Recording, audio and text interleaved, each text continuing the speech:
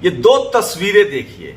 पहली तस्वीर हेमंत सोरेन की है, जिन्होंने 27% ओबीसी रिजर्वेशन लागू कर दिया है झारखंड में, और दूसरी तस्वीर चंद्रशेखर रावण की है नीतीश कुमार के साथ। इन दोनों तस्वीरों में पूरी देश की राजनीति और 2024 की राजनीति छुपी है। नमस्कार, मैं शंभू कुमार सिंह और आप देख रहे हैं नेशनल दस्तक। सबसे पहले बात झारखंड की, सबसे पहले बात इस देश के सबसे शानदार हेमंत सोरेन की, सबसे शानदार मुख्यमंत्री की, जिन्होंने एक बड़ी लकीर खींच दी है। तो सोचिए, हेमंत सोरेन ने कहा है कि ओबीसी को 27% झारखंड में आरक्षण मिलेगा। कल मेरी एक सवर्ण नेता से बात हो रही थी, वो कांग्रेस प्रियंका गांधी और राहुल गांधी के सलाहकार हैं। मैंने कहा, हिंदू मुस्लिम काट क्या है आपके पास? उन्होंने कहा, समाज को जातियों में तोड़ दिया गया है, हमको एकजुट करना पड़ेगा और सबको मिलाना पड़ेगा। मैंने कहा, हिंदू मुस्लिम का एक ही काट है, सोशल जस्टिस। सोशल जस्टिस मतलब रिजर्वेशन और ओबीसी रिकमेंडेशन के सारे आयामों को लागू करना, क्योंकि हिंदू के नाम पर जो सबसे ज्यादा दिग्भ्रमित समाज है वो है ओबीसी। सवर्ण तो वोट करता है बाई चॉइस बीजेपी को, क्योंकि उसको मुसलमान टाइट रखना है, क्योंकि उसको हिंदू धर्म के जो कास्ट सिस्टम है उसको मजबूत करना है, और एससी एसटी ओबीसी माइनॉरिटी का आरक्षण खत्म करना है। तो वो तो कभी हटेगा नहीं बीजेपी से, क्योंकि बीजेपी आरएसएस से काम कर रही है। रही बात कौन लोग आपको हिंदू के नाम पर बरगलाए गए हैं, शेड्यूल कास्ट इसलिए वोट करता है कि मुसलमान टाइट रहे, जो आरक्षण नहीं समझता है। ओबीसी इसलिए वोट करता है कि मुसलमान टाइट रहे। अब इस मुसलमान टाइट रहे के चक्कर में ओबीसी अपना अधिकार खो रहा है, शेड्यूल कास्ट अपना अधिकार खो रहा है, ट्राइबल अपना अधिकार खो रहा है। लेकिन जैसे आप उसका अधिकार देना शुरू कर देंगे, वो आपकी तरफ आ जाएगा। और हेमंत सोरेन पर जब नकेल कसना केंद्र ने शुरू किया, पहले नीतीश कुमार को खत्म करना चाहते थे, उन्होंने वापसी की है घर। अब हेमंत सोरेन ने 27% रिजर्वेशन और खतियान को लागू कर दिया है। पूरे देश में खुशी की लहर है। और सोचिए, अब 25 साल क्या 50 साल भी बीजेपी का कोई नाम लेवा नहीं रहेगा झारखंड में। भले कांग्रेस के साथ गठबंधन रहे या कांग्रेस अलग हो जाए, क्योंकि 60% आबादी ओबीसी के। झारखंड के आदिवासी मूल निवासी के वर्षों का संघर्ष हुआ सफल। कैबिनेट की बैठक में 1932 खतियान एवं ओबीसी को 27% इन्होंने रिजर्वेशन लागू कर दिया है। अगर कांग्रेस को छत्तीसगढ़ बचाना है, राजस्थान बचाना है, तो यही अनाउंसमेंट करना होगा। राजस्थान, मध्य प्रदेश, छत्तीसगढ़ में 27% रिजर्वेशन नहीं है। छत्तीसगढ़ के मुख्यमंत्री जी, आपके राज्य में भी सवर्ण आबादी लगभग 3% ही है, पर उनको ईवीएस में 10% क्यों मिल रहा है? सोचिए, ये स्थिति है। BJP clean bowled. झारखंड में आज दिवाली मनाई जा रही है, तस्वीरें देखिए। 1932 खतियान आधारित नियोजन और 27% ओबीसी लागू है, और ये तस्वीरें हैं। सोचिए आप, ये सबसे शानदार तस्वीरें। दिलीप मंडल लिखते हैं, बीजेपी ने चुनाव आयोग जांच आदि में हेमंत सोरेन को काबू में करने की कोशिश की थी, लेकिन हेमंत सोरेन ने भी बोल दिया, डरेगा नहीं मैं, दिसोम गुरु शिबू सोरेन का बेटा हूं। हेमंत सोरेन ने शानदार काम किया है, जो आपको तस्वीरों में दिखा रहा हूं। और सोचिए किस तरह से लगातार 1932 खतियान और ओबीसी आरक्षण में आज से संघियों की गोदी मीडिया और सवर्णों की नींद उड़ा दिया, और बाहरी लोगों का बिरिया बिस्तर बंद जाएगा। ये मीना ने लिखा है, जो दिल्ली यूनिवर्सिटी में प्रोफेसर है, और उन्होंने एक लाइन भी कोट किया है, शानदार लाइन कोट किया है, जो मैं चाहता हूं कि मैं आपको पढ़ के बताऊं। उसको खोलने की कोशिश कर रहा हूं। जयपाल मुंडा ने कहा था, सोचिए, जयपाल मुंडा ने कहा था कंस्टिट्यूएंट असेंबली में कि कोई आदिवासी के हक अधिकार की बात जो है वो कोई आदिवासी ही करेगा। इसलिए जयपाल मुंडा ने संविधान सभा में, जब आप आदिवासियों के हक की बात करेंगे तो आपको हमेशा एक आदिवासी की जरूरत होगी, और वही हेमंत सोरेन ने यह काम कर दिखाया है। प्रशांत कनौजिया लिखते हैं, झारखंड में ओबीसी आरक्षण 14% से बढ़ाकर 27% हुआ। इच्छा शक्ति होनी चाहिए, बाकी सब संभव है। सामाजिक न्याय को परोकार। बड़ा चैलेंज है ये अब तेजस्वी यादव के लिए। 69% रिजर्वेशन करे, जैसे तमिलनाडु में है, पेरियार के आंदोलन की वजह से, और कोई नहीं हटा सकता है वहां डीएमके को। झारखंड में कैबिनेट में आज 1932 के खतियान लागू करने की मंजूरी मिल गई, जिसके बाद रांची में प्रोजेक्ट भवन में जश्न का माहौल है। तो ये तमाम तस्वीरें देखिए। ओबीसी झारखंड में 27% है, बताऊंगा, आप कल्पना नहीं कर सकते हैं। सोचिए, और ये तस्वीरें देखिए, हेमंत सोरेन, राहुल गांधी, तेजस्वी यादव, किस तरह से। मैं एक सवर्ण साथी हैं, लिबरल साथी हैं, राजपूत समाज से हैं, उनमें न्याय की अवधारणा भी है, क्योंकि बीपी सिंह हो, अर्जुन सिंह हो, महाराणा प्रताप हो, इन लोगों में न्याय की ताकत होती है, इसलिए सुप्रीम कोर्ट में अब ठाकुर समाज के भी रिप्रेजेंटेटिव नहीं है। मैं उनको कल समझा रहा था कि सोशल जस्टिस एक इस हकीकत है। मेरे दोस्त हैं, वो शेड्यूल कास्ट के हैं, उनके अपना कैरियर इतना ज़्यादा ये है कि वो बहुत ज़्यादा नहीं बोलते, और मैं भी नहीं बहस करना चाहता था क्योंकि मैं नहीं चाहता था कि मेरे दोस्त का कैरियर बर्बाद हो जाए। लेकिन सवाल यही है कि हमारे समाज के लोग अपने कैरियर को लेकर इतना ज़्यादा चिंतित क्यों हैं। किसी के पैर में गिरकर कैरियर नहीं बनता है, और वो जो सवर्ण समाज के सलाहकार हैं उनसे अच्छा लगा, लेकिन सवाल वही है कि सवर्ण समाज के लोग अपने समाज के हितों के खिलाफ क्यों जाएंगे, और जाना भी नहीं चाहिए। आप अपने समाज, जो SC ST OBC माइनॉरिटी के लोग अपने समाज का हित छोड़ रहा है वो उसकी गलती है। सवर्ण समाज क्यों छोड़ेगा? उसमें भी वो लिबरल दिखते हैं, और अच्छी बात है, लिबरल हैं भी। उसी तरह से जैसे कोई SC ST OBC माइनॉरिटी के हक अधिकार की बात SC ST OBC माइनॉरिटी का लोग ही कर सकता है। अब दूसरी तस्वीर देखिए, मैं लगातार आप लोग को कह रहा था कि बिहार में तेजस्वी यादव तभी CM बनेंगे जब मुख्यमंत्री पद नीतीश कुमार के पास रहे या इनके गठबंधन में आ जाए।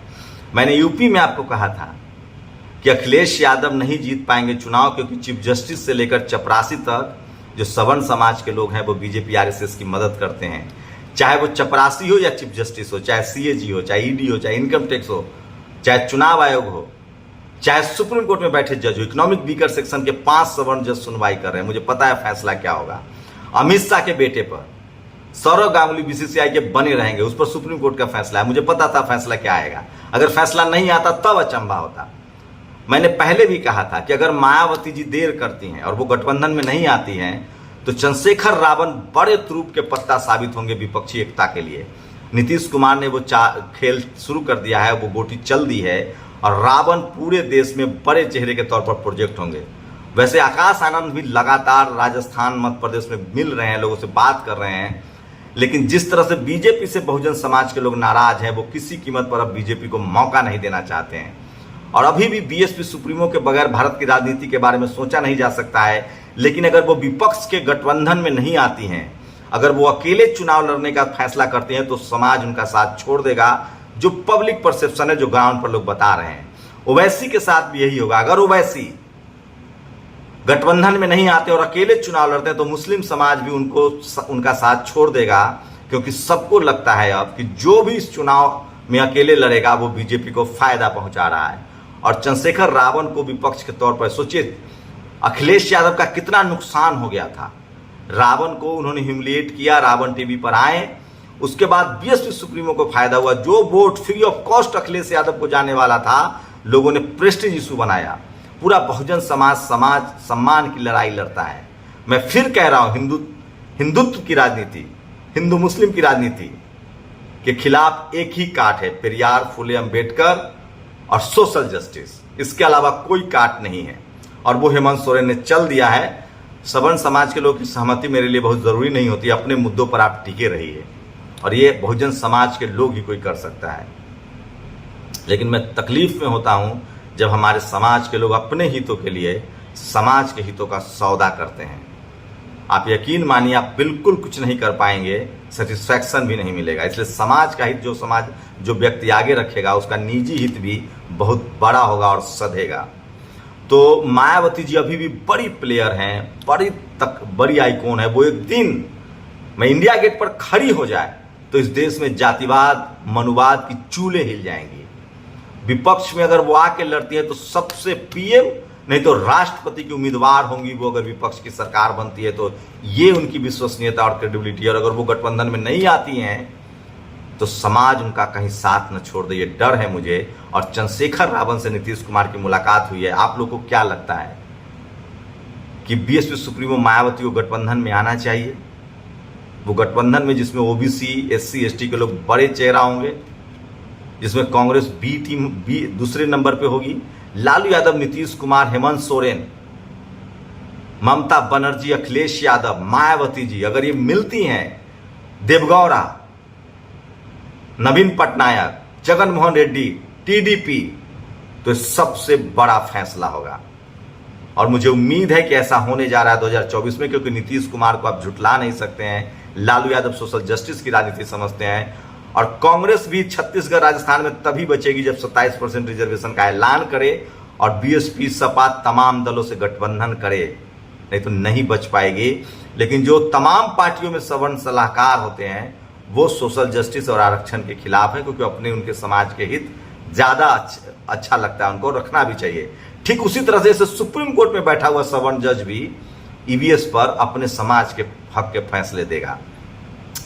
और मूल्य की मुस्कान कितनी बेशर्मी, सोचिए ये है गोवा के वो कांग्रेस के एमएलए जो बीजेपी में चले गए हैं, और ये तस्वीरें देखिए झारखंड में जेएमएम के जो तस्वीरें हैं, और ये तिकरी काम करेगी। और ये तस्वीरें आज सबके चेहरे सामने सोशल मीडिया पर है। 100 में 90 शोषित है और 90 भाग हमारा है। आज भीम आर्मी चीफ एएसपी राष्ट्रीय अध्यक्ष भाई चंद्रशेखर जी ने बिहार के मुख्यमंत्री नीतीश कुमार से मुलाकात की।